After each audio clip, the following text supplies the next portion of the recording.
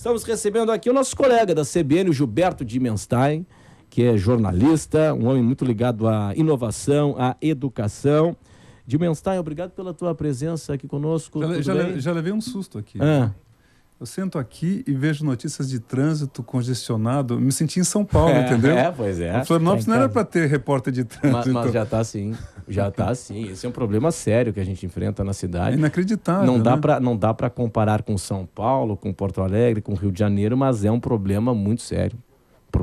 Isso te assustou, Te surpreendeu? É porque eu sou Florianópolis, eu vinha desde menino aqui, né? Uhum. E você não tinha trânsito, você tinha...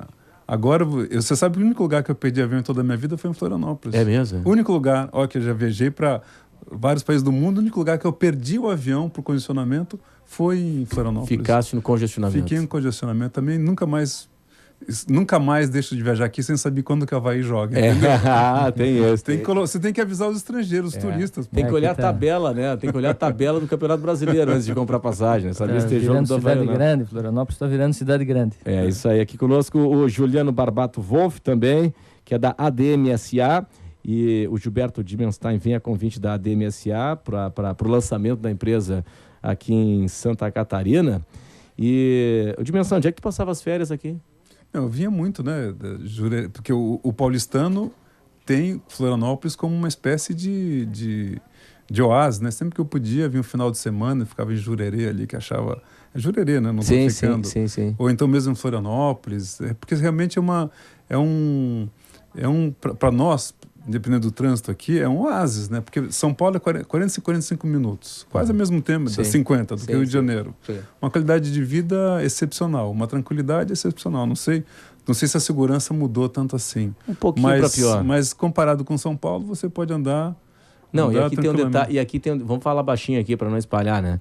E aqui tem um detalhe, numa situação normal, você sai do centro da cidade e vai para Jurerê, em 20 minutos de carro. Em 20 minutos chega numa praia espetacular, né? É um negócio extraordinário. Eu te mensagem esses dias, acompanhei um comentário dele que eu achei extraordinário, né? Acho que deve fazer uns 20 dias. De um grupo que pega as flores de casamentos, de festas, arranjos, né? Que antes iam para o lixo. E esse pessoal pega esses arranjos e entrega nos asilos, para os idosos, enfim. Quer dizer, ia para o lixo e hoje você transforma aquele lixo em felicidade de outras pessoas. É um negócio extraordinário. Talvez um pouco do que vai ser a palestra hoje à noite, que o tema vai tocar um pouco em simplicidade. E você vê que às vezes as soluções simples são extraordinárias, né? Uma solução simples você tem essas festas.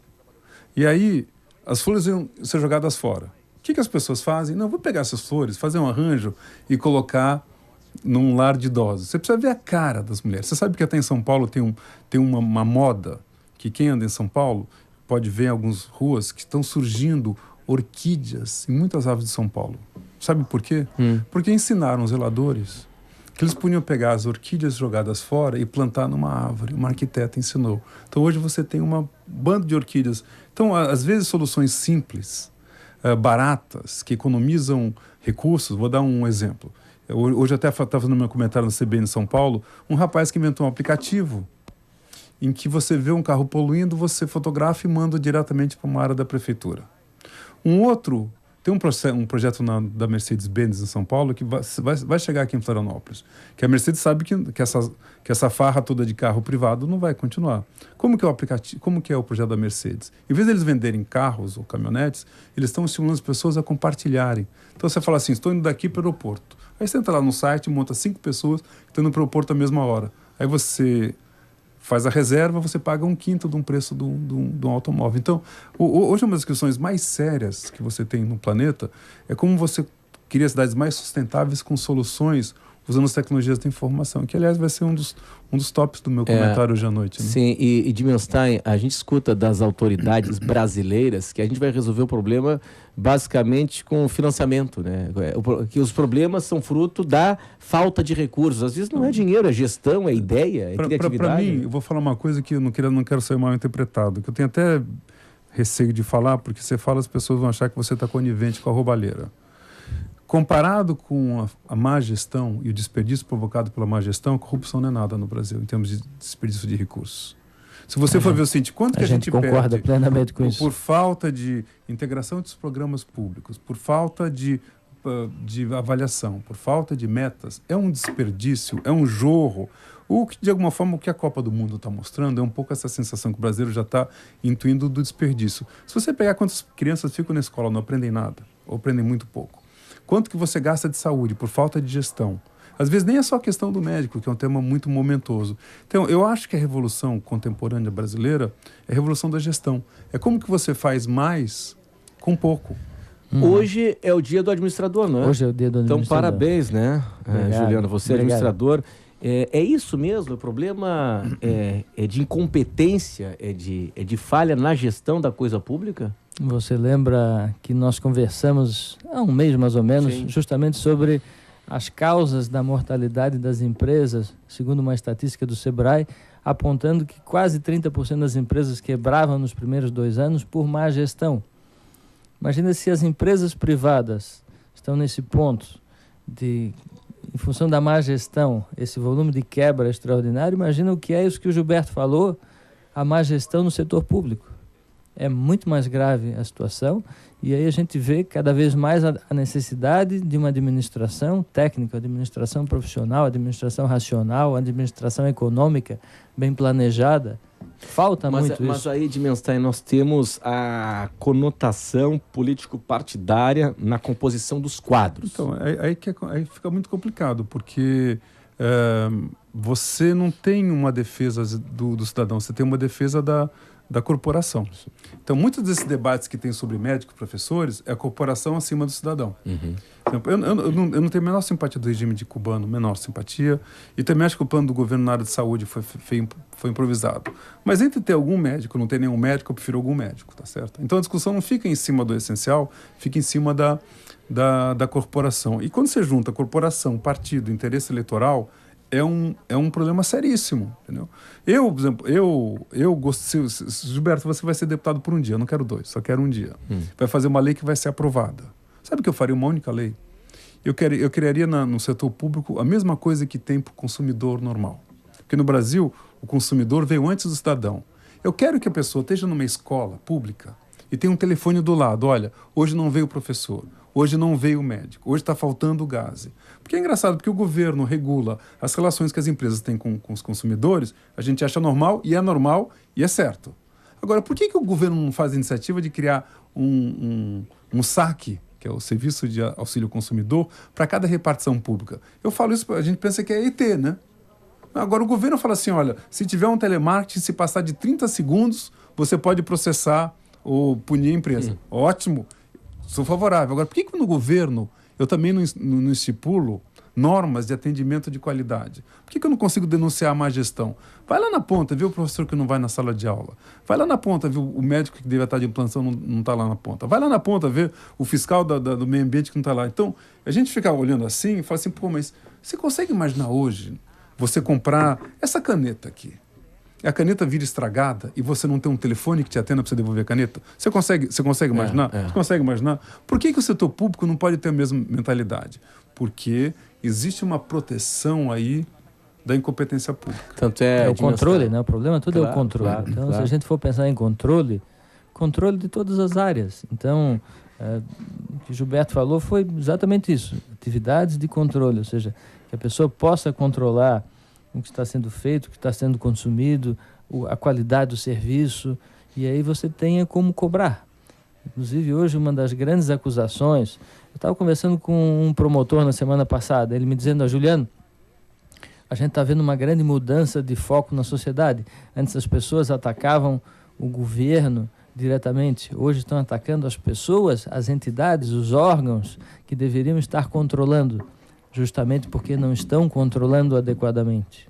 Os tribunais de contas, o Ministério Público, as agências reguladoras, enfim, os mecanismos de controle teriam que ser melhores. E quanto maior o seu monopólio, mais deveria ser a cobrança, não é isso? Porque se eu faço uma caneta como essa, eu vou ter 500 mil concorrentes. Se eu entrego água, eu praticamente não tenho concorrente. Se eu sou o que entrega educação pública, eu não tenho concorrente. Então deveria ser maior o controle. Eu acho que se a gente imagina que o consumidor ele tem o mesmo direito que o cidadão, olha que é um absurdo isso, né? Porque na verdade o cidadão deveria vir na frente. Muito dessa rebeldia que tem no país hoje não sei se vocês concordam, ela deriva do incômodo que tem entre o que eu pago de imposto e o que eu recebo de entorno. Sim, sem dúvida. Para mim, essa é a questão central. E o que acontece? Onde você vê isto? Você vê no dia a dia, você vê na mobilidade urbana. Por que não tem melhor transporte público? Você vê na escola, você vê na saúde, você vê no cuidado com os parques, com as ruas. Então, a revolução contemporânea brasileira é a revolução da gestão, mas com foco no cotidiano. E até a imprensa não cuidava do cotidiano. A imprensa cuidava de assuntos federais só. Aí vem as redes sociais e preenche essa lacuna. Preenche esse buraco. E o que você está notando é que Brasília está tendo que se acostumar com uma agenda que ele não estava lidando. Os próprios repórteres estão tendo que se acostumar. Imagina um repórter começar a discutir sobre saúde como uma pauta importante, mobilidade como uma pauta importante. Não estava na cabeça da imprensa esse tipo de coisa. Então, se você tocou num ponto central, essa questão que você falou das flores, para mim, é quase metafórico, né? As flores vão ser jogadas fora. Por que você não transforma isso num buquê? Agora, no setor público, é totalmente diferente. Você tem flor que você estraga antes de usar, inclusive. Por falta. Vai no hospital, quantos equipamentos estão parados? Vai no hospital. Vai numa escola, quantos computadores não estão sendo usados? Tem uma notícia que eu acompanhei no Telejornal Nacional semana passada que é surrealista, né? Em 3 anos, o governo federal fechou 13 mil leitos hospitalares. Quer dizer, em 3 anos, nos hospitais públicos, entre HUs, né, hospitais universitários... É certamente que o país está mais saudável e tem menos doente, né? Isso é inacreditável. É uma gestão inacreditável. Pura, né? Então, mas o que você está tocando, assim, você pode apostar. Essa sucessão presidencial que vai vir aqui para o governador, o tema não vai ser redução da miséria. O tema vai ter redução da miséria. O tema vai ser como usar melhor os recursos públicos, porque afinal ninguém mais aceita o governo cobrar imposto. Você tem uma ideia de quanto a gente paga por ano para o governo? São 4,5 salários que você paga para o governo. É uma vergonha, né? É uma vergonha. Nós estamos com o Gilberto Dimenstein e o Juliano Barbato Wolff, da ADMSA. O Dimenstein veio para Santa Catarina, para Florianópolis, para a palestra de lançamento da ADMSA. Vou fazer um convite para vocês aqui, tá? A gente vai ter uma giradinha aqui, uma viradinha para o esporte, que é rápida. E daqui a pouco a gente continua esse bate-papo. Eu queria saber a opinião do Dimenstein sobre educação, né? Eu estou muito curioso para saber a tua opinião, Dimenstein, porque a gente escuta sempre que falta dinheiro, que falta dinheiro, que falta dinheiro. Aí o contraponto é de que não falta dinheiro. Se nós fizermos aí a comparação de investimento de educação versus PIB, né, o percentual de investimento de educação na comparação com o PIB, a gente está investindo mais do que países, né, que têm melhores resultados que o Brasil. O porquê disso? Daqui a pouco, depois do esporte, até já. Notícia na tarde aqui na CBN Diário. Opa, deu alguma encrenca aqui, ó, Dimenstein. Ali, ó, nós estamos ao vivo. Aquilo ali é a ponte Colombo Salles, tá? Parada. A da esquerda. Parada. Quer dizer, no lado de lá, estamos com o Gilberto Dimenstein aqui da CBN. No lado de lá, em cima na tela, Dimenstein, é a ilha de Santa Catarina, tá? No lado de cá, de baixo, é o continente. E essa ponte da esquerda aqui é a ponte Colombo Salles no acesso à Via Expressa, que vai para a BR-101.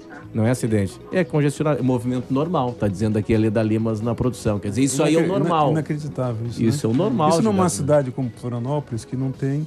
Você podia ter transporte, você podia ter metrô de superfície em tudo quanto é canto, o tempo todo, toda hora. Nós temos... tarde, né? A gente tem que ter algum tipo de esperança, né, Dimenstein? E eu te trago uma notícia boa, que pela primeira vez, não se fala em quarta ponte. Isso é um debate eterno na cidade, né? Não se fala em quarta ponte para trazer carro. O governo estadual lançou um projeto, né, há um tempo atrás, de quarta ponte, recuou e agora vai escolher um modelo que priorize transporte coletivo, ou seja, ou metrô de superfície, né? Transporte marítimo. Como tem que Nós ser? Estamos numa ilha de Dimenstein que não tem transporte marítimo, é um negócio inacreditável. Você sabe, você estava falando em soluções simples. Tem uma solução que eles estão testando em São Francisco e Nova York, com muito sucesso, que você entra num site de compartilhamento de carros. Você se inscreve. Quando você sai de casa, você vê todo mundo está saindo de casa e o lugar que eles vão. Aí você dá uma carona para 1 ou 2 ou 3. E quando você vai dar carona, já aparece lá qual o preço da carona. E aí você clica e já desconta no teu cartão de crédito. Mas quem é que cobra essa carona aí? Quem está dando a carona. É um bom negócio para quem dá a carona, porque ele está repartindo o custo do carro, ou até ganhando dinheiro. Sim. E para quem pega o carro, não é o ônibus e também não é um táxi. E também não tem um motorista. Isso daí está dando um bafafá, porque muita gente está transformando o próprio carro, em negócio. Quase num negócio. Pois é, em negócio. Se você estiver olhando aqui, a imagem não está passando. Pode aqui, voltar, né? pode voltar. Ela se tivesse um micro... Volta a imagem. Isso, voltou lá, ali. Voltou. É difícil ver aqui. Tenta ver quantas pessoas estão num carro sozinho, só. A maioria sozinha. Você tem um ser humano de 80 quilos carregado por uma máquina de 1 tonelada. É. Essa conta não pode fechar. Você multiplica o número de quilômetros que ela anda. Quantas dessas? Você está numa ilha.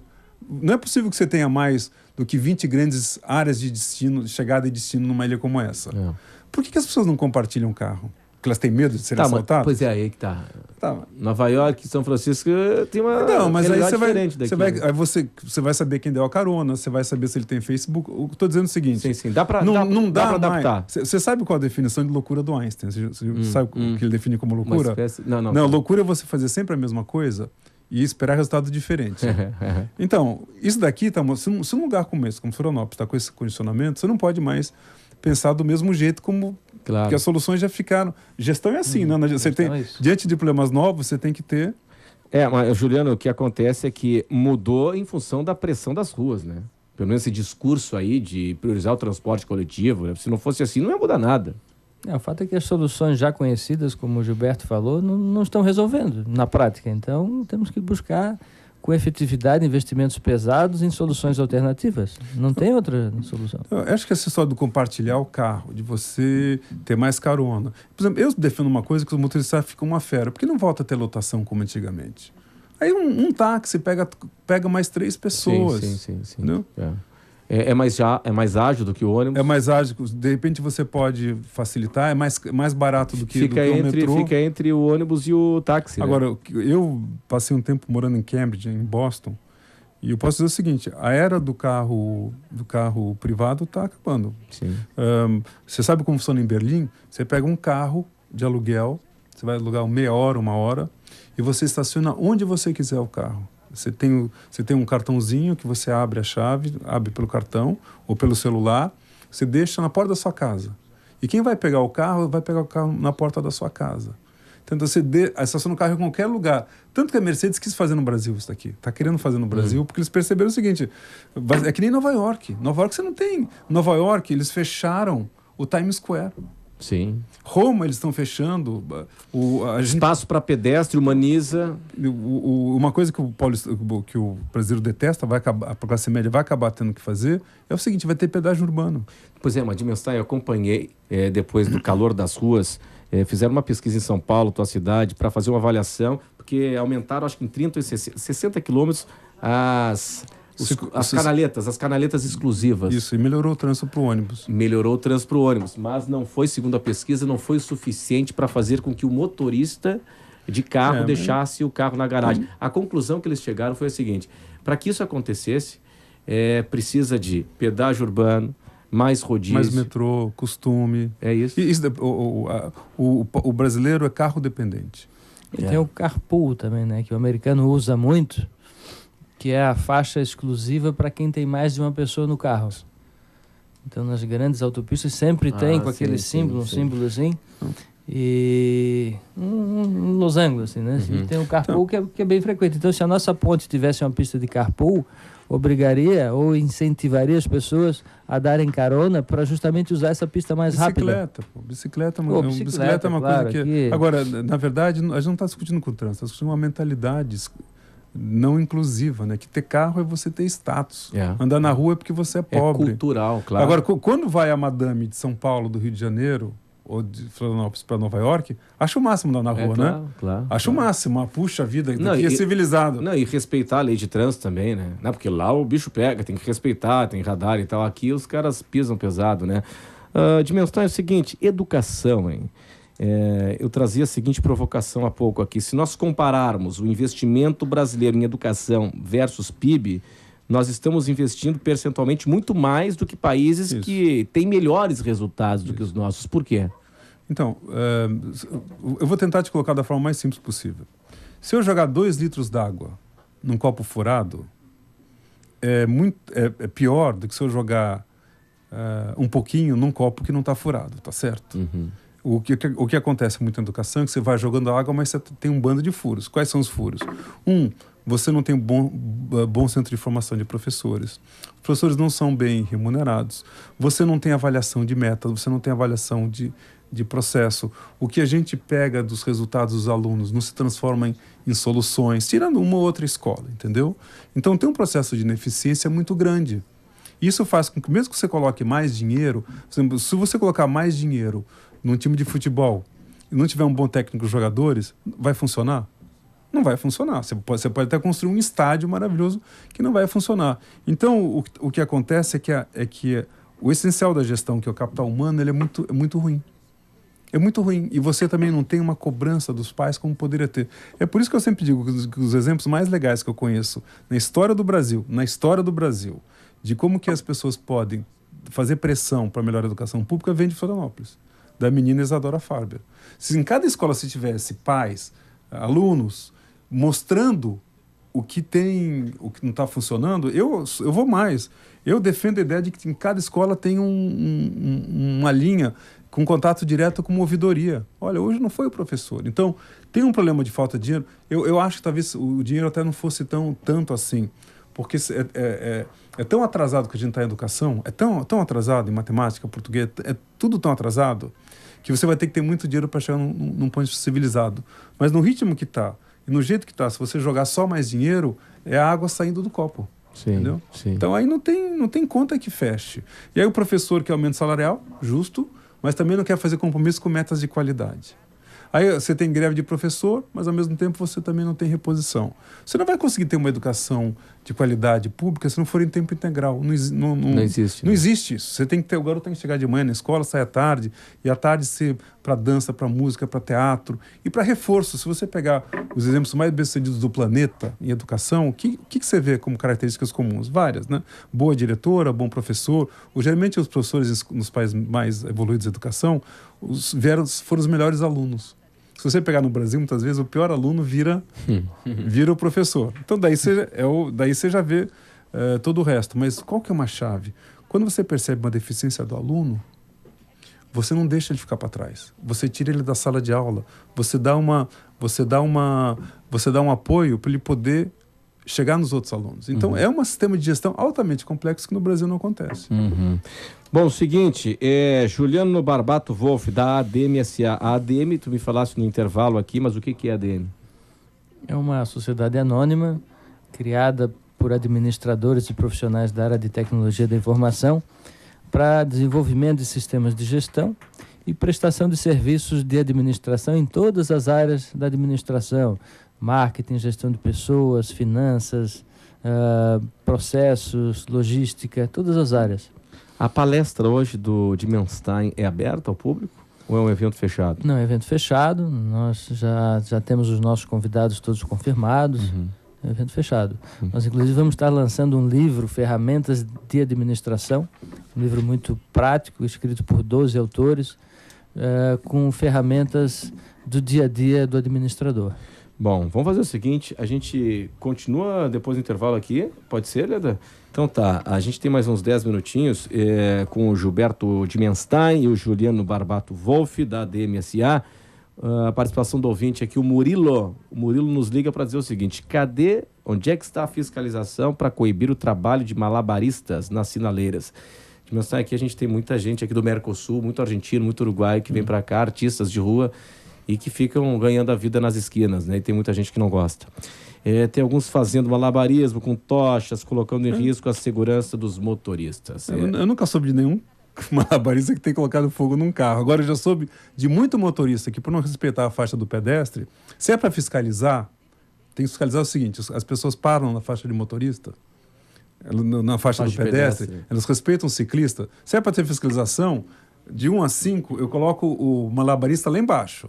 Porque para mim o que é importante é o seguinte: o trânsito é um massacre diário, às vezes por irresponsabilidade do motorista. Não sei como aqui em Florianópolis, não quero ser leviano em colocar, mas no Brasil todo, o motorista às vezes se sente impune de qualquer tipo de nó. Esse é um tema, até eu abordei esse assunto na TV Com esses dias, estatisticamente morre mais gente no trânsito brasileiro do que vítima de homicídio, vítima de violência. É um negócio inacreditável. Então, aí quando a pessoa, eu estava falando, quando a pessoa está em Nova York, ela não passa, não para, ela não ousa. Ela atravessa. E ela atravessa sem preocupação. Então a gente precisa ser...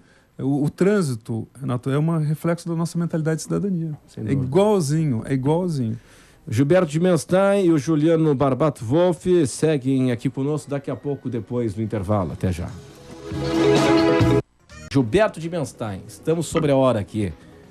Para fechar, o Brasil tem jeito? Eu acho que o Brasil está melhorando.